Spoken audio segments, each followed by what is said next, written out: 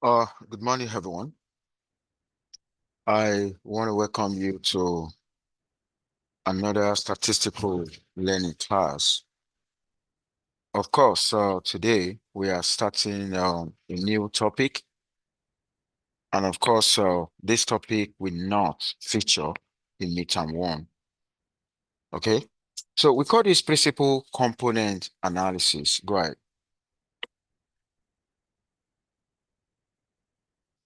Yeah, I think I've already changed that. If you check the schedule in the syllabus calendar, you're actually gonna see that the midtime for this class is instead of Friday, it's gonna be the following Monday.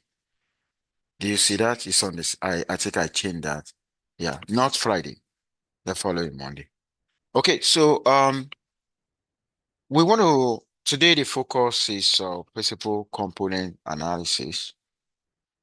Well, let me tell you this. When we talk about principal component analysis, we could have different intentions. The way what we want when we want to pursue that within machine learning world may be different from what we want when we want to pursue that within statistical world.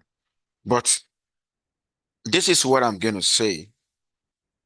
Um, I think I will need to first have a recap so that you'll be able to understand why we need principal component analysis. Okay, now this is it. In the recap, we actually want to investigate relationship between variables, one response, the other one predictor. Okay, so one response and you have more than one predictor. Of course, that becomes a supervised learning. And because of that, what we normally do, we start with the model specification. Okay. The model specification, of course, you're going to start by specifying your model y equal x beta, okay, plus the error, plus the error, okay? Now you specify that. Now, whenever you specify a model like this, okay, because our model is not perfect, okay, because our model does not give exact characterization of reality, then we have assumptions, and assumptions revolve around the error term.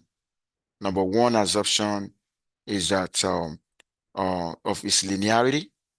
Number two assumption is constant variance. Number three assumption is that error should follow normal distribution with a mean of zero and a constant variance sigma squared. Then another assumption is that no problem of multicollinearity. We shouldn't have situations where some explanatory variables correlate. Then another assumption has to do with the absence of outlier and high leverage. Okay, so we have a way to, so after specifying the model and, you know, letting the world know about the assumptions, of course, the next is model, is a parameter estimation. Now, in the parameter estimation, we use this guy, least square regression. We use least square. The least square is actually seeking the estimate of regression parameters, okay, minimizing residual sum of squared. I'm going to say that again. The least squared approach is seeking to optimally estimate regression parameters, okay, minimizing the residual sum of squared. And of course, with that, you'll be able to have your parameter estimate. I remember we derive a formula B cap, which is equal x prime x inverse. Okay, we derive that using the OLS approach, s prime x inverse x prime y. Okay, Okay, we also, we got the same expression when we use the method of maximum likelihood. So using the method of maximum likelihood, we also got the same expression. But let me tell you this. Whenever there's a violation of assumption, we cannot trust least square regression. Okay? Now, and how are we going to know if there's going to be a violation of assumption? Then we're actually going to achieve that with regression diagnostics. Okay? When you do regression diagnostics, in the regression diagnostics, you make use of residual plot to investigate assumptions of linearity and assumptions of constant variance. Okay, and of course, you use a Cook distance to investigate, outlier and high leverage and how their presence in model could influence decision. I've worked with you all of that. And I also remember that we investigate the problem of multicollinearity.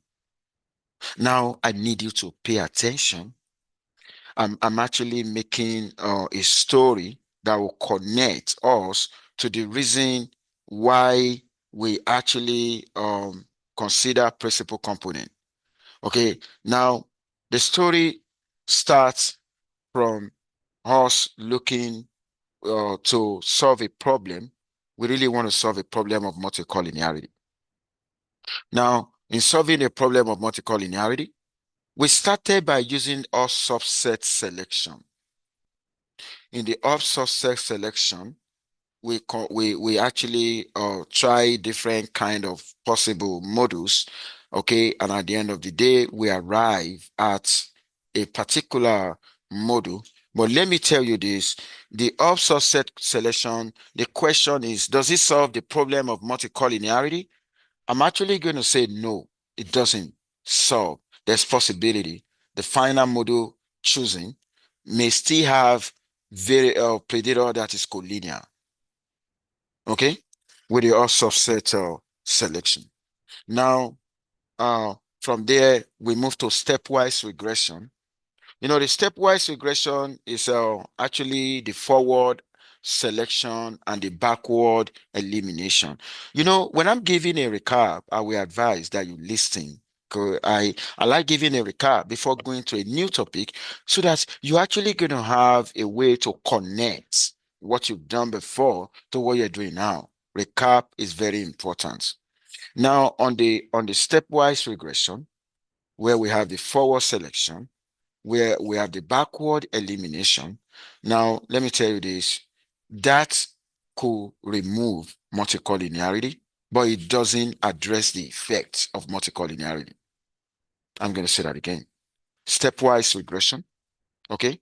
We may actually help us to remove a particular problem, a particular variable that is causing a problem, but it's not necessarily going to address the effects of that. Okay, and that is the reason when I want to talk about the effectiveness of models in dealing with multicollinearity, I'm going to say up subset selection, very low, stepwise regression, very low. Does that make sense? Okay, now from there, we now move to regularization. The regularization is using the idea of a lasso and the radial regression. The lasso is actually in the lasso, we also want to solve the problem of multicollinearity because we believe that the up subset selection and the stepwise regression, they were not able to adequately deal with that. And that was why we consider lasso and the range. Now, when you talk about lasso, the effectiveness of lasso and the range in dealing with the with the multicollinearity is very high. I'm going to say that again. Lasso and the range regression have high effectiveness in dealing with multicollinearity. But I'm going to tell you the difference The lasso use L1 penalty. The lasso actually going to shrink all unimportant the coefficient, the regression coefficient of all important variables to zero, which means it's going to do a great job, okay, in handling multicollinearity. Lasso should be used when you suspect some variables that are redundant. If variables are redundant, what is it doing in my model? It should be eliminated. I'm going to use lasso in that regard. But lasso has a limitation. The lasso regression has a limitation because it's actually going to randomly drop one of the highly correlated variable. And when that happen, if it drops one of the highly correlated variable, that may cause interpretation issue. Because the way lasso does it is going to drop because lasso is about feature selection. Okay, because it's going to shrink the regression coefficient associated with a redundant variable or with an unimportant variable to zero, which is a great job. But limitation is, okay, it's randomly going to drop a highly correlated variable, and the moment that happens, there's possibility you could have an interpretation issue. So that is with lasso. Now to the ridge. Leach actually used R2 penalty. With R2 penalty, of course, even though we actually solving a problem of overfitting, okay, overfitting as a result of high variance, okay, is inducing what is it called? Bias. It's increasing the bias in the model. Ridge regression will not shrink the regression coefficient of unimportant variable to zero, but what it's going to do is going to make them insignificant. It's still going to retain them in the model. Retaining them in the model, the advantage of that is that there are some variables that may not be statistically significant, but they could provide a better prediction accuracy. So being able to retain them in the model, that is fantastic. But the issue is it doesn't do model selection, feature selection, because you're still going to have all the variables in the model. Now, let me tell you this. All subset selection does not handle multicollinearity adequately. Stepwise regression does not handle multicollinearity adequately. Lasso and the ridge, they handle multicollinearity effectively. Now, what do we want to do today? The story continues. Can we also have an alternative technique that can also handle multicollinearity? Okay, in addition to lasso, in addition to the ridge and the subset selection and the stepwise regression we've done. The question is, yes, there is. And what is that? It is called principal component regression. What we're going to do on Friday is a principal component regression. But if there's something that you need to for of us understand, the principal component regression, we need to for of us generate a principal component before fitting regression. And that is the reason why our focus today is on principal component analysis. But do you know where we're going? Where we're going is to extend principal component analysis to principal component regression. And what do we want to do with the principal component regression?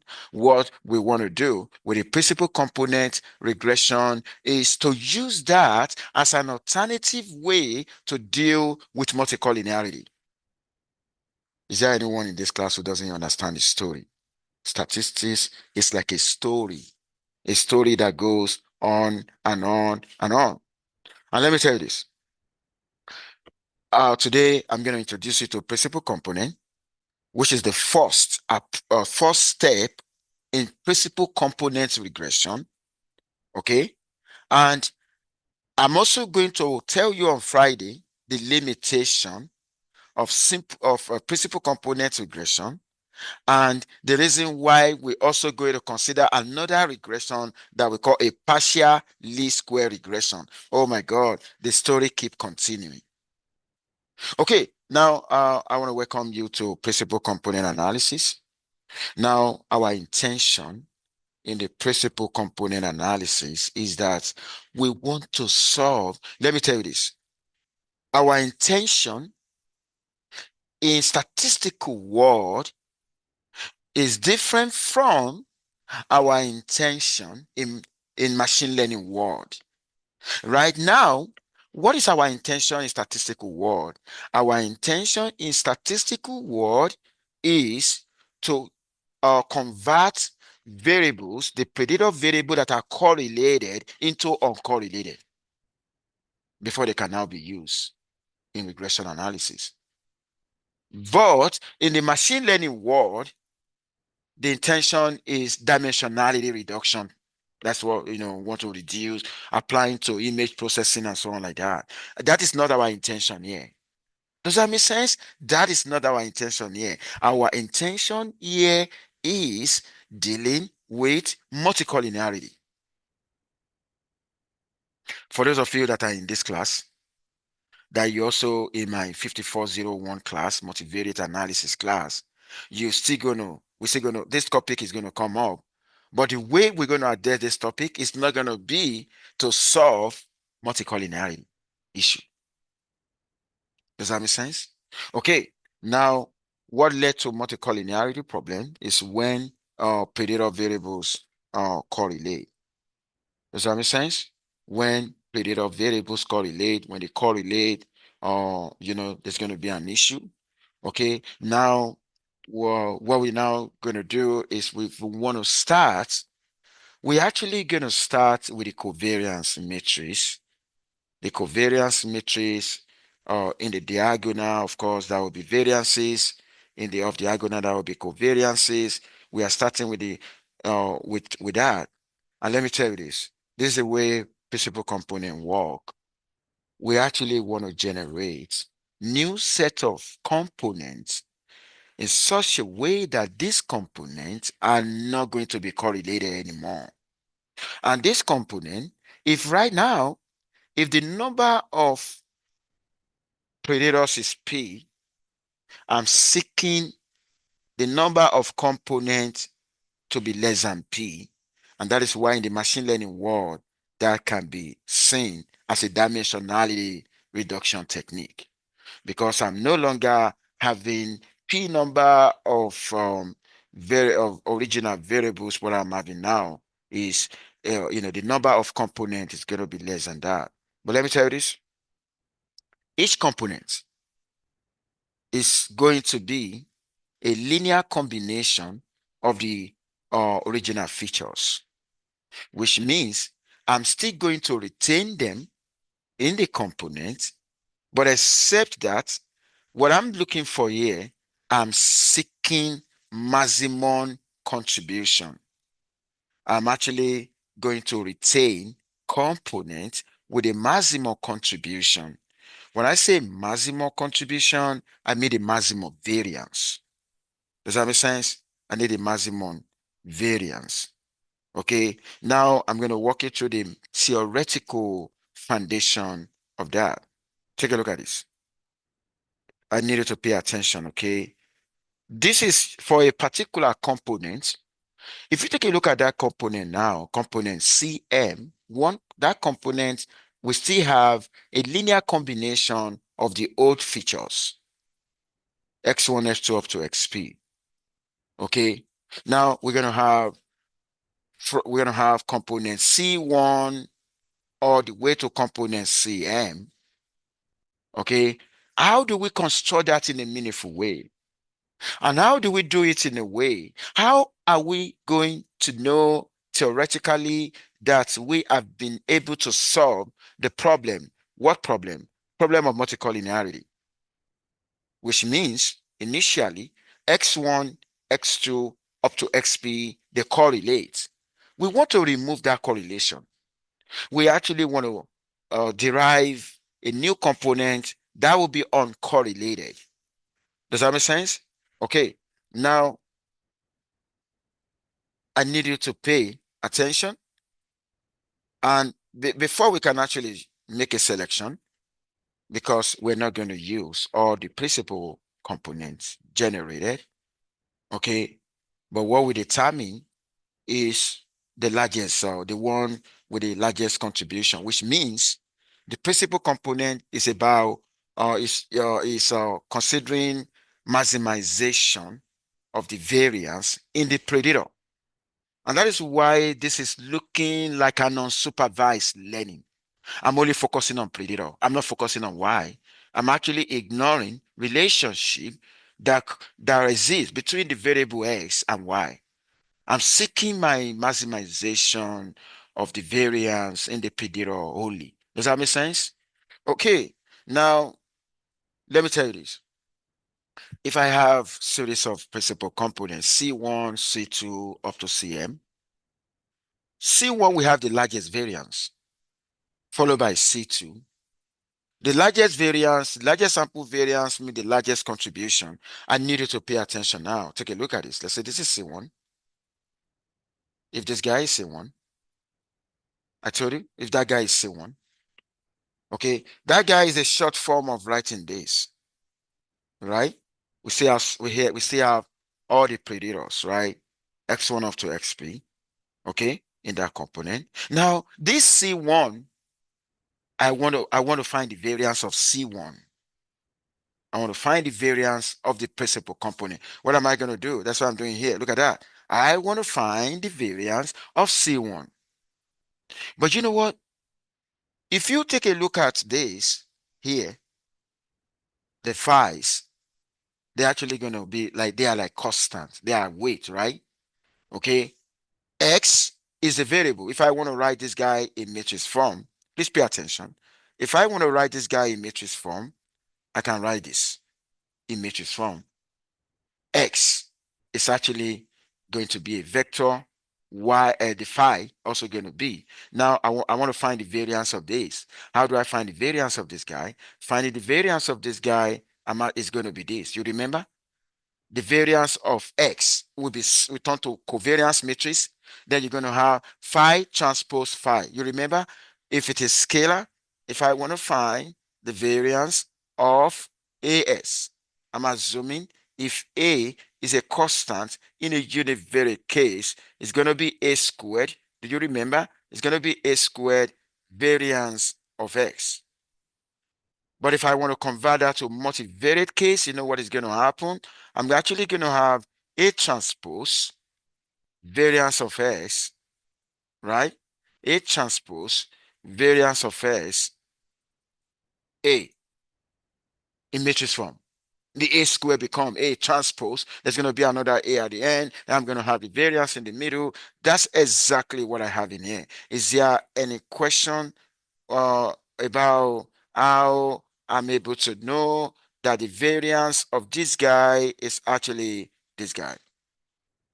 That is the variance of C1, the variance of the first principal component.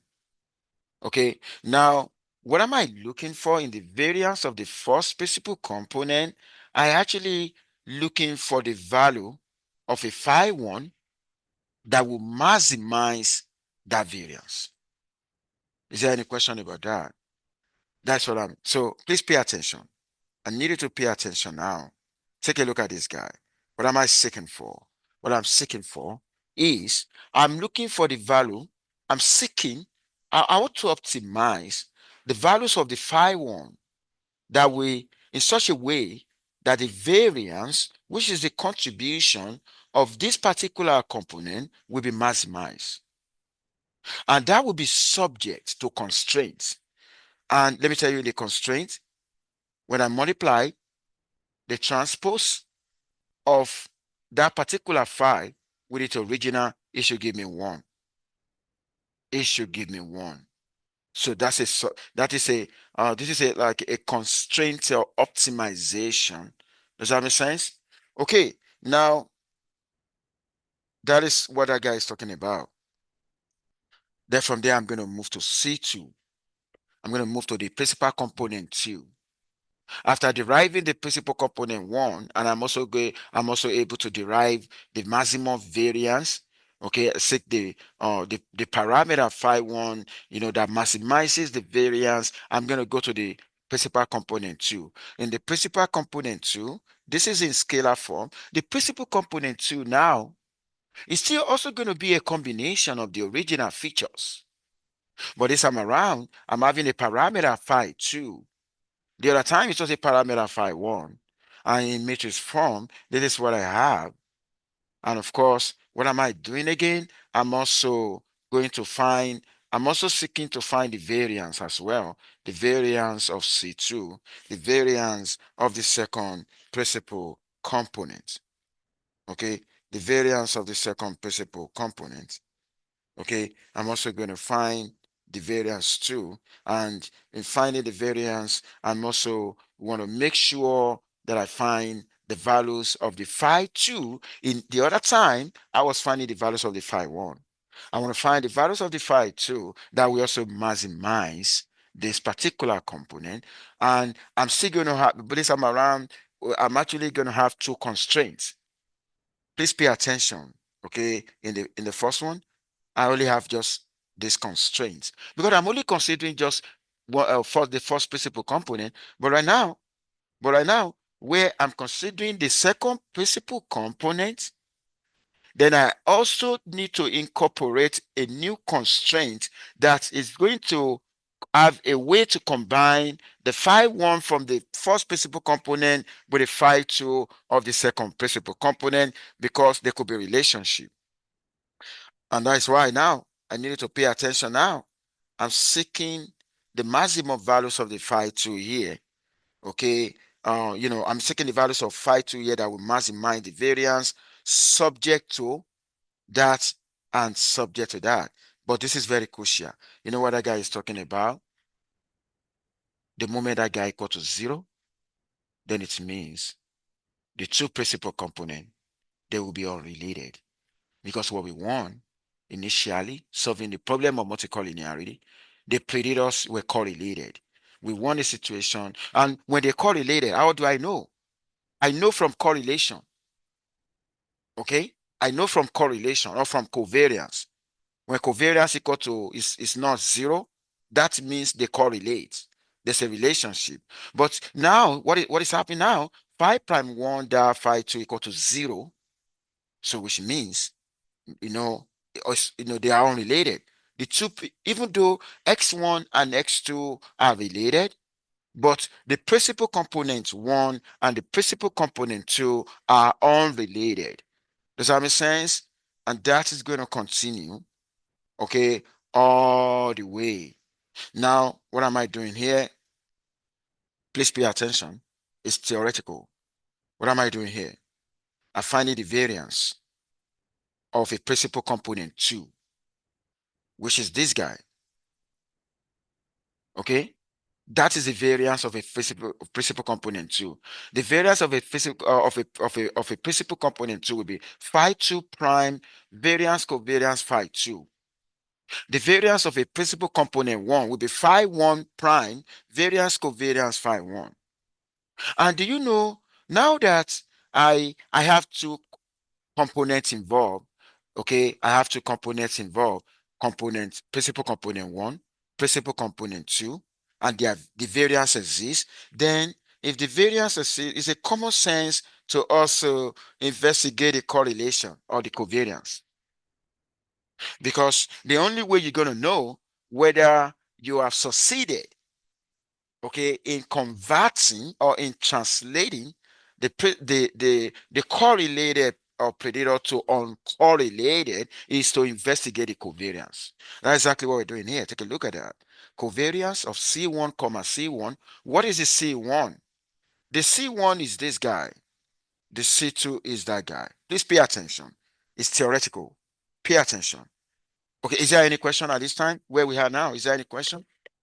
Is there any question? You know what my C1 represent and what my C2 represent. Okay, the C1 equal to S phi 1.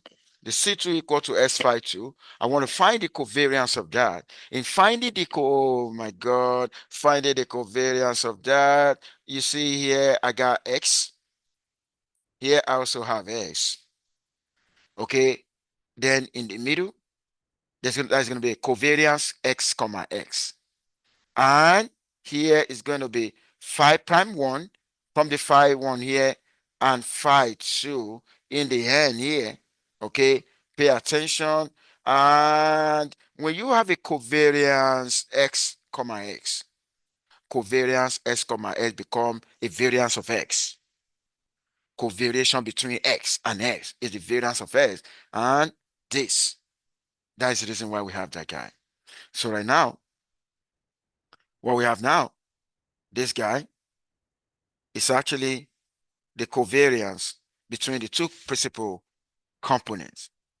And let me tell you this, we expect that covariance to be equal to 0. How? Why? Because if the covariance between the two constructed principal component is the covariance between them is 0, then it means we have succeeded in converting correlated predator to uncorrelated. Okay, and how so that is that. Now you're going to continue, okay, to the third principal component. And in the third principal component, you're seeking for phi 3 such that you are able to maximize the variance of the third principal component.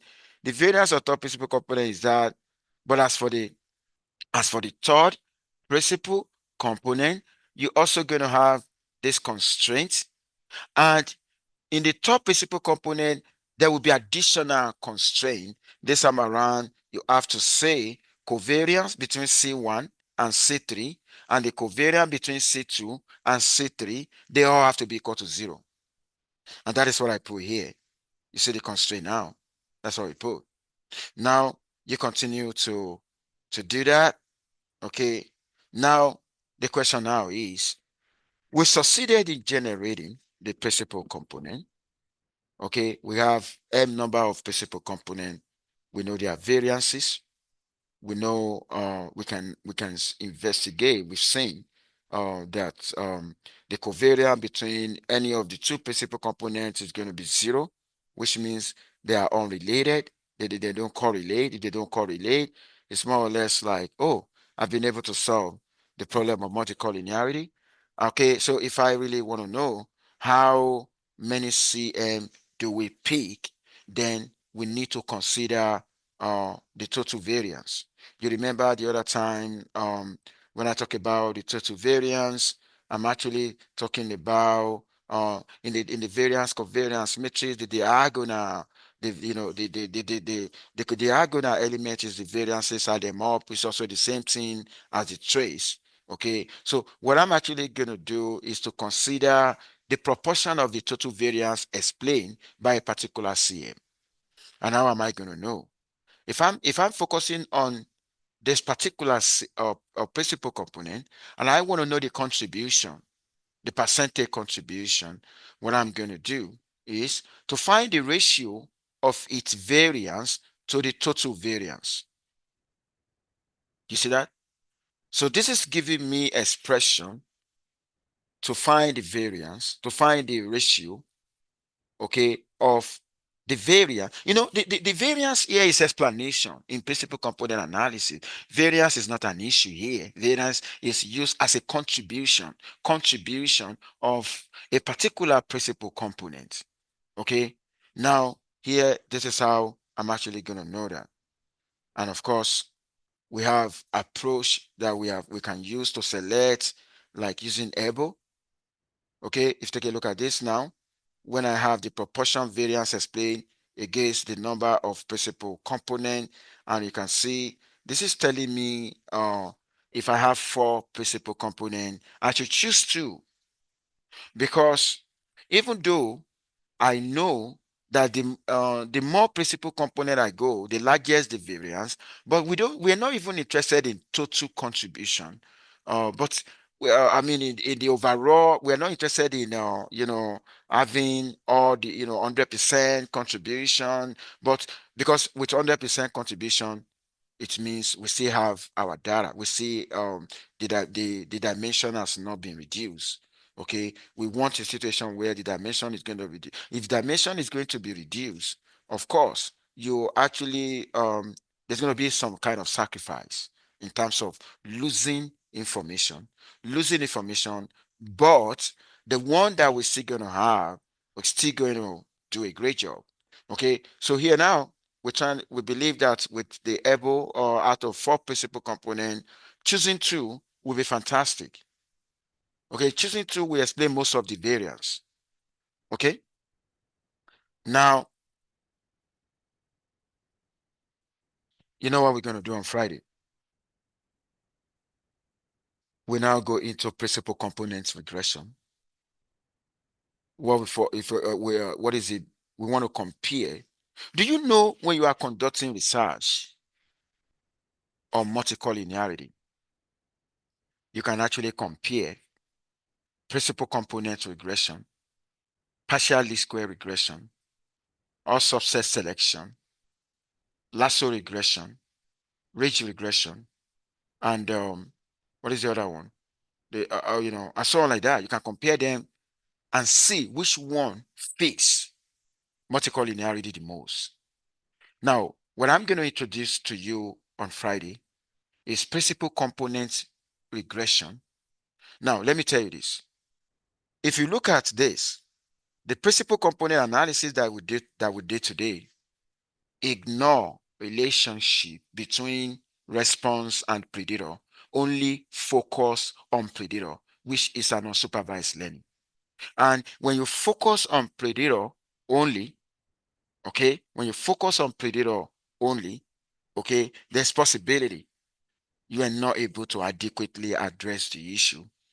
And that is the reason why on Friday, we're going to consider principal component regression, where you know what we're going to do.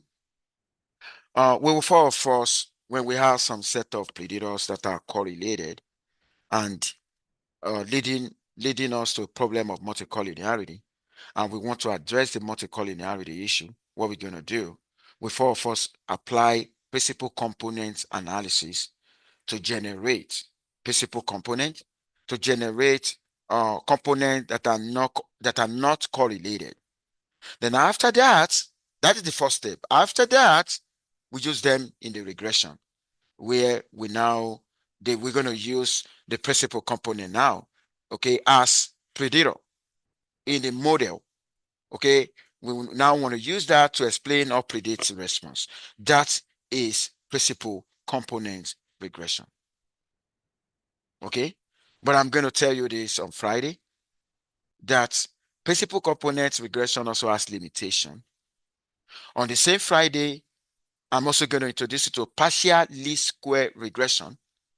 The partial least square regression is an attempt to uh to maybe to address the weakness of the principal component regression, because the principal component regression is actually in selecting principal component only use information about X. It did not consider information. It didn't consider a covariance structure between the response variable and the predator. He only considered just maximization of the variance around predator.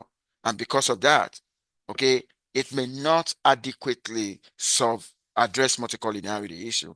And on that same Friday, I will introduce you to how we can do it in a way that is actually going to consider variation, not only variation in the predator only, but variation in both in both response and predator.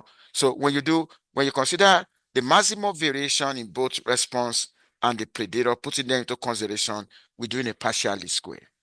And on Friday, I'm actually going to rank them. I'm going to rank uh, them on how they deal with the multicollinearity. I'm going to start with all subset selection all the way to stepwise regression, all the way to ridge regression, to lasso regression, to principal component regression, to partial least square regression. All of them